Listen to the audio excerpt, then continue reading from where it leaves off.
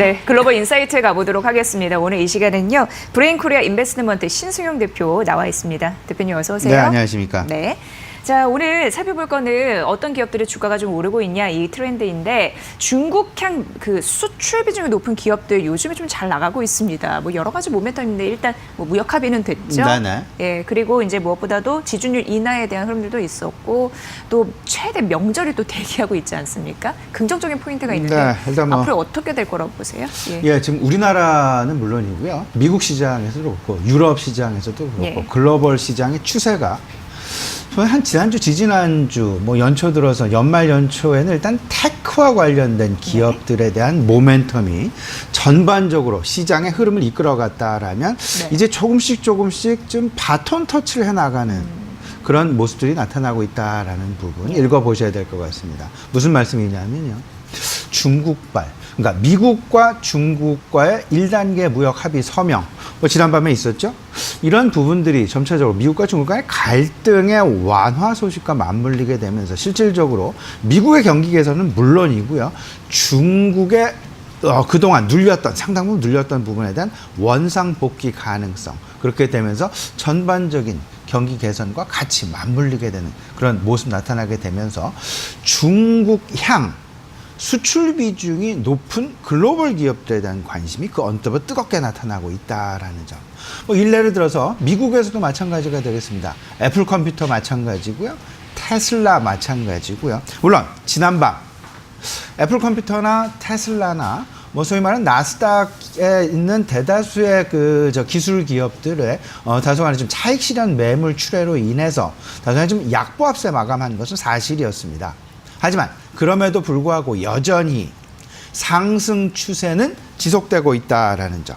애플 컴퓨터 지난밤 311달러로 마감을 하게 되면서 뭐 0.4% 정도 하락을 했죠. 하지만 여전히 300달러 이상에서 그리고 일각에서는 이제 시가총액 2조 달러까지도 상승이 가능하지 않겠느냐라는 기대감 불러일으키게 되면서 애플 컴퓨터의 주가 상승 추세는 지속되고 있다라는 점.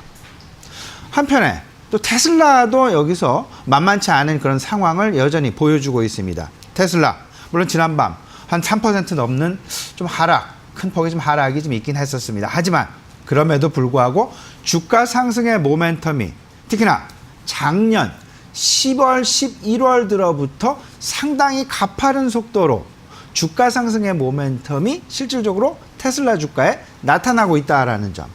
이에 대한 가장 중요한 핵심 배경은 중국에서의 판매 개선의 활성화 부분이 될 것 같습니다. 그런 부분을 본다라면 실질적으로 미국과 중국 간의 갈등 완화, 점진적으로 확대 가능성이 높겠다라는 점. 뭐 앞서서 다 말씀을 해주셨습니다만은 어제는 1단계 무역 합의가 있었고 그저께는 중국에 대한 미국으로부터의 환율 조작국 지정의 어떤 그 전격적인 해제가 나타났다라는 점.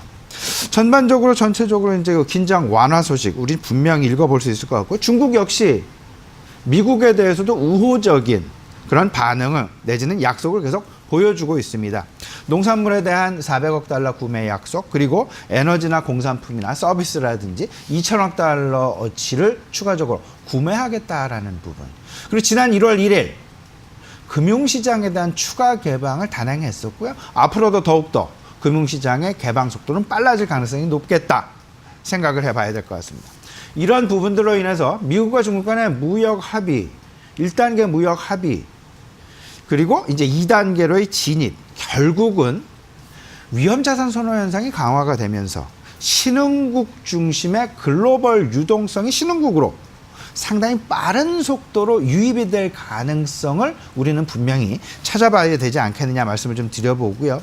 여기에는 수출 중심의 국가, 중국, 우리나라, 대만 이 나라로의 어떤 그 외국인 매수세의 빠른 유입 가능성을 우리가 좀 생각을 해봐야 될 것 같고 이런 부분들의 가장 큰 뒷받침이 되는 부분들은 아마도 업종별 업황 개선, 특히나 반도체 업황 개선 부분이 상당 부분 일조할 가능성이 크지 않겠느냐라는 부분 말씀을 좀 드려볼 수 있을 것 같습니다.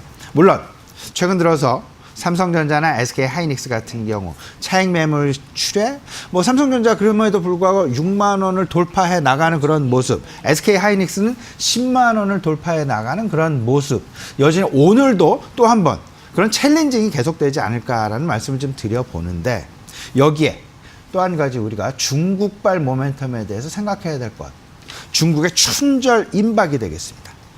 이제 24일에서 30일 중국 최대 명절이죠. 1월 24일에서 30일 춘절이 임박하고 있다라는 점. 그리고 더 나아가선 한한령에 대한 완전 해제에 대한 기대감마저도 불고 있다라는 점. 그러면 글로벌 시장 내에서 중국향 수출 기업들에 대한 관심 확대는 우리 시장도 절대 다르지 않을 것이고, 우리 시장은 조금은 더 큰 모멘텀을 발휘할 가능성도 있겠다. 따라서 화장품을 비롯한 전반적인 소비재에 대한 관심 계속해서 연관 지으셔서 가져나가셔야 될 것 같고요.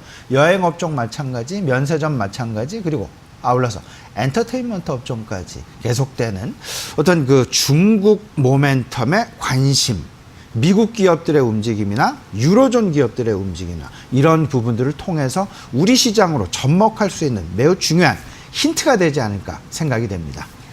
네, 최근 시장 상승을 얘기하면서 삼성전자, SK 하이닉스 그리고 중국 소비주 이 관련 얘기 참 많이 했거든요. 미국과 중국의 그 관계가 완화가 되고 있고 또 춘절 임박하고 있기 때문에 조금 더 모멘텀 추가 상승할 수 있는 여력이 있을지 잘 판단해 보시면 좋을 것 같고, 힌트 잘 주셨습니다. 자, 두 번째 가볼게요. 두 번째는 이제 구글의 지주회사 알파벳인데 여기가 시총 1조 달러를 넘보고 있다고 합니다. 이렇게 되면 이제 네 번째 기업으로 이름을 올릴 수 있을 것인가인데 어떻게 보십니까? 일단 뭐 거의 가능성이 뭐 확실시되고 있다라는 점. 네. 지난 밤에 구글 주가는 0.6% 상승하면서 마감을 했습니다. 예. 나스닥 지수는 좀 하락하는 그런 모습을 보였지만, 그럼에도 불구하고 알파벳에 대한 관심은 계속해서 늘어나고 있다라는 점. 지난밤 1,439달러로 마감. 시가총액 9,926억 달러.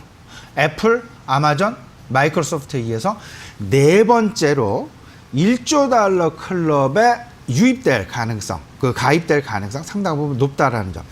그 주가 기준으로요, 1,450달러가 돌파하게 되면 시가총액 1조 달러가 된다라는 부분, 우리 시청자 여러분들 그 힌트로 좀 삼아 보셨으면 좋겠고요. 이런 부분, 결국은 알파벳의 주가 최근 들어서 그 상승 추세가 굉장히 가파르게 나타나고 있습니다.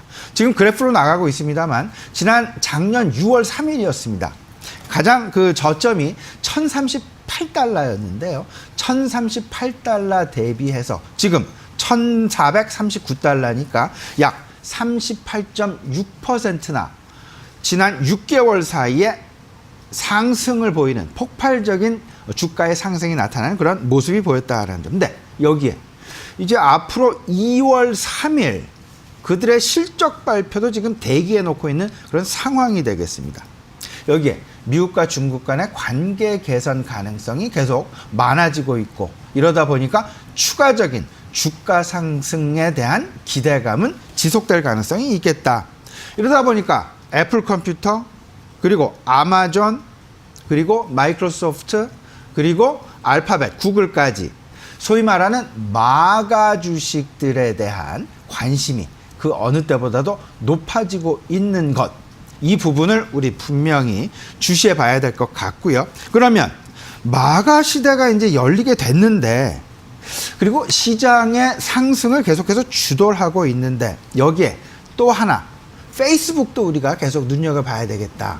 마가 플러스 페이스북에 대한 관심. 페이스북의 지금 현재 시가총액은 6,300억 달러가 되겠습니다. 다섯 번째 1조 달러 클럽 가입 가능성이 상당 부분 높다라는 점. 근데 이 5개 기업들 지금 현재까지도 마찬가지고요. IT 기업만으로 구성이 되었다라는 점. 근데 마가 그렇다라면 우리 이런 부분 생각해 봐야 되겠죠. 과연 마가가 왜 마가이며 왜 마가에 대한 마가 모멘텀이 왜 시장 내에서 계속해서 관심을 받고 있을까? 그 핵심 배경을 우리가 잘 살펴봐야 될 텐데, 마이크로소프트는 그들의 그 핵심 영업 영역은 소프트웨어 부분과 클라우드 서버 부분이 되겠습니다. 애플 컴퓨터는 스마트 기기, 웨어러블 기기, OTT 플랫폼이 되고요. 그다음에 구글, 알파벳을 자회사인 구글, OTT 플랫폼, 유튜브를 지금 보유를 하고 있죠. 그리고 웨이모라는 자율주행 회사, 전 세계 1위의 자율주행 회사를 보유하고 있습니다. 그리고 인공지능과 빅데이터, 그들의 핵심 영업 역량으로 가져가고 있고요. 아마존, 전자상거래 플랫폼의 1위가 되겠고요. 여기에 더 나아가서 클라우드 서버 업종에 있어서 전 세계 마이크로소프트와 함께 1위를 같이 공동으로 이제 양대 산맥을 구축하고 있다라는 점. 그러면 미국 시장에서의 마가 모멘텀, 그런 마가 모멘텀이 가지고 있는 핵심 역량, 핵심 배경, 이 부분을 살펴보면 우리 시장으로의 고스란히 관심 영역에 대한 힌트를 그대로 제공하고 있다라는 부분을 우리가 읽어볼 수 있을 것 같습니다. 클라우드 서버 부분이나 소프트웨어 부분을 뒷받침하고 있는 부분은 반도체 업황이 될 것 같고요. OTT 플랫폼, 스마트 기기, 이 모든 것은 5G와 컨텐츠로 읽어보시면 될 것 같습니다. 그리고 구글이 가지고 있는 자율주행이랄지 아니면 인공지능이랄지 빅데이터랄지 이런 부분, 결국은 마가 관련 모멘텀들이 우리 시장 내에 주고 있는 핵심 힌트, 결국은 시장을 주도할 수 있는 테마에 대한 관심 부분일 것이다. 핵심 테마 부분이 될 것이다. 그러면 5G 테마, 반도체 테마, 컨텐츠 테마, 자율주행과 인공지능 관련된 테마주들 고스란히 마가로부터 우리가 핵심 힌트로 얻어볼 수 있는 것은 아닌가라는 부분, 시가총액 1조 달러 클럽을 통해서 우리가 읽어볼 수 있는 매우 중요한 시그널이 되지 않을까 말씀을 좀 드립니다. 네. 자, 알파벳 시총 1조 달러 도달할 수 있을지, 그 뒤를 이어서 페이스북에 대한 또 가능성까지 언급을 해주셨습니다. 마가, 마이크로소프트, 애플, 그리고 아마존, 구글 시대가 지속 가능할 수 있을지 여러분도 투자의 힌트 잘 그렇게 생각해 보시면 될 것 같습니다. 글로벌 인사이트 함께했습니다. 브레인코리아 인베스트먼트 신승용 대표였습니다. 잘 들었습니다. 고맙습니다.